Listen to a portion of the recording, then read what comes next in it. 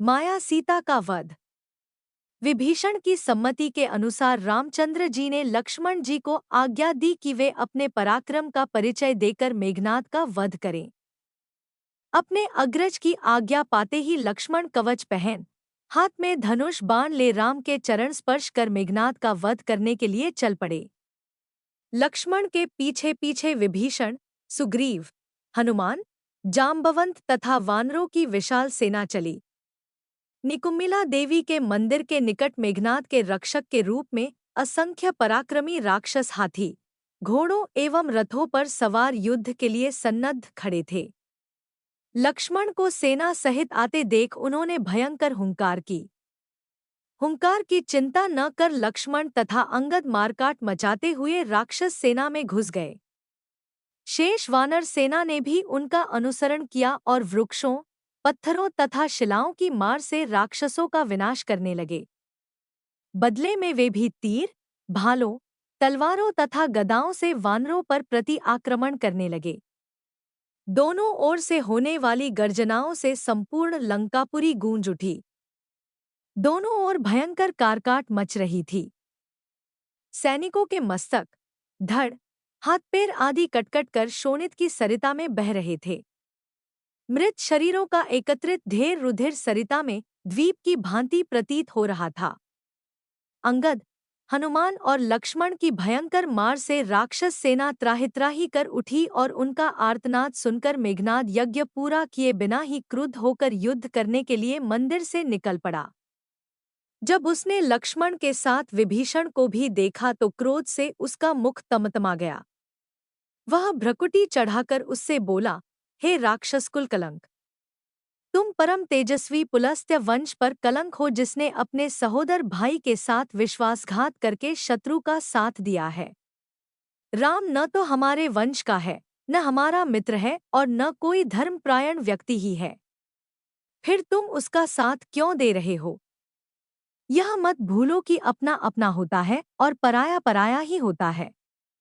धिक्कार है तुम्हारी बुद्धि पर, जो तुम स्वयं दास बनकर संपूर्ण राक्षस जाति को एक विदेशी का दास बनाने के उद्यत हो गए।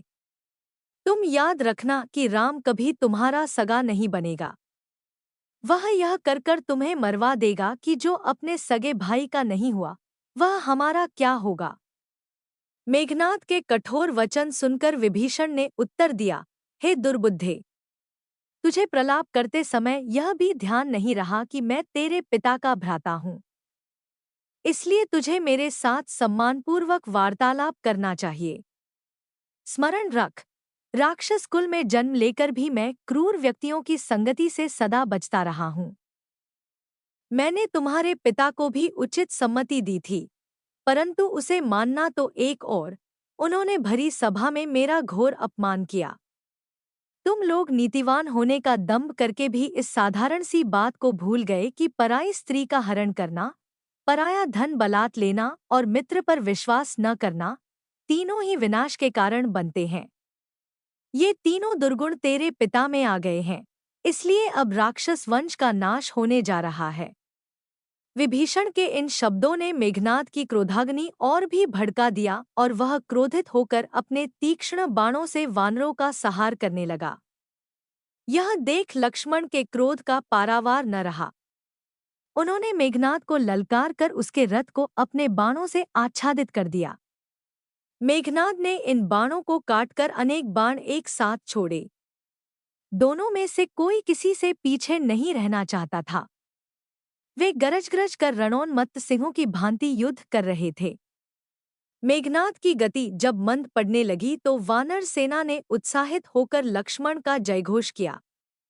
इससे मेघनाद को बहुत क्रोध आया। उसने एक साथ असंख्य बाण छोड़कर वानर सेना को पीछे धकेल दिया।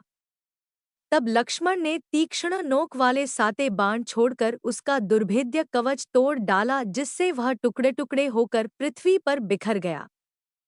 फिर तो मेघनाद के कवचहीन शरीर में नुकीले तीर घुसकर उसके शरीर को छलनी करने लगे। इस भयंकर वार से विचलित हो गया और उसने 1000 बाण मारकर लक्ष्मण के कवच के भी टुकड़े टुकड़े कर डाले। अब दोनों मतवाले वीर बिना कवच के युद्ध करने लगे। दोनों के शरीरों में एक दूसरे के तीक्ष्ण बाण घुसकर शोणित की धाराएं प्रवाहित करने लगे।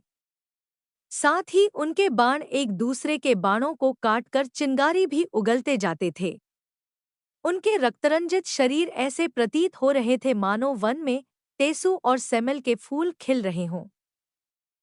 दोनों सेनाएं इन वीर महारथियों का पराक्रम देखकर विस्मित हो रही थी, जो युद्ध से न हटते थे और न थकते थे।